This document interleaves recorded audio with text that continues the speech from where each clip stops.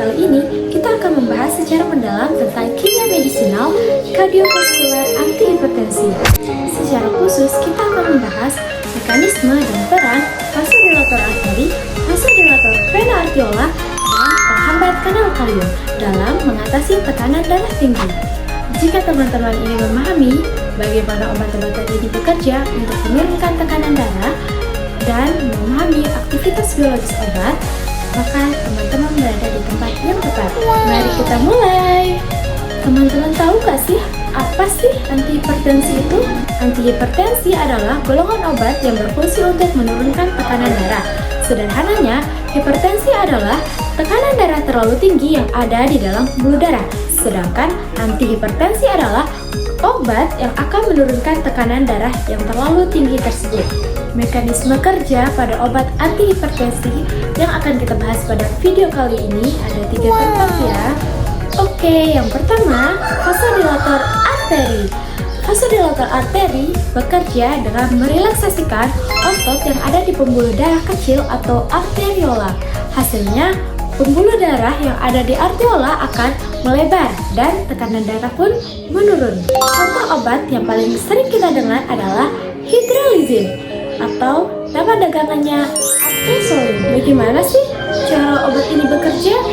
Ya, jawabannya ada di gugus hydralazine atau gugus NH-NH2 yang ada pada struktur. Gugus ini yang akan merelaksasikan otot pembuluh darah yang ada di arteriola.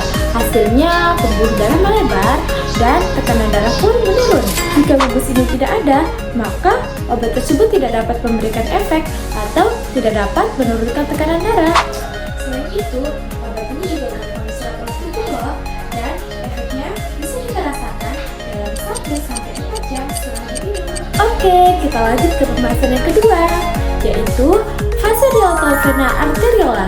Ini ibaratnya paket komplit loh. Iya, nggak cuma bisa bikin pembuluh nadi kecil atau arteriola rileks, tetapi dia juga bisa bikin pembuluh balik atau vena kita juga ikut rileks. Kebayangkan kalau dua-duanya rileks, darah jadi makin lancar mengalir dan otomatis tekanan darah langsung turun. Contoh obatnya yaitu natrium nitrocrusid. Ini dia nih, obat yang sering digunakan untuk kasus-kasus darurat hipertensi, di mana tekanan darah yang perlu diturunkan dengan cepat dan terkontrol. Di mana ketika obat ini masuk ke dalam tubuh, natrium nitrocrusid akan melepaskan NO atau nitrit oksid. Nah, si NO inilah yang menjadi pahlawan utamanya. Si NO inilah yang akan bekerja di dalam pembuluh darah dan merelaksasikan otot yang ada di dinding pembuluh darah. Tapi, ada tapinya loh, obat ini sensitif banget terhadap cahaya dan udara. Kalau kelamaan kena cahaya atau dibiarkan di udara terbuka, obat ini bisa rusak dan menjadi tidak efektif. Makanya, larutan obat ini harus selalu dibuat baru sesaat atau sebelum dipakai dan tidak boleh lebih dari 4 jam setelah dibuat. Kita lanjut ke mekanisme yang ketiga, yaitu antagonis kalsium selektif, di mana obat ini bekerja dengan cara menghalangi masuknya ion kalsium ke dalam sel-sel otot polos pembuluh darah. Ingat ya teman-teman, kalsium itu penting banget loh buat otot untuk berkontraksi. Kalau kalsiumnya dihalangi, otot-otot pada pembuluh darah kita jadi rileks dan mengendur.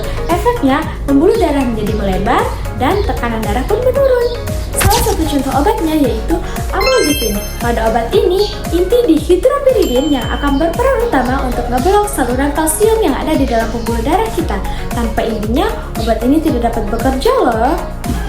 Selain itu, ada gugus lain juga loh yang gak kalah pentingnya, yaitu gugus amina atau NH2. Nah, gugus ini nih PIP banget, yaitu bisa bikin amlodipine yang terkuat dan tahan lama pada targetnya atau di dalam saluran kalsium. Obat ini bisa seharian penuh loh di dalam tubuh kita, makanya amlodipine ini cuma bisa diminum 1 kali sehari karena dia tuh punya waktu kerja yang panjang sekali. Keren kan?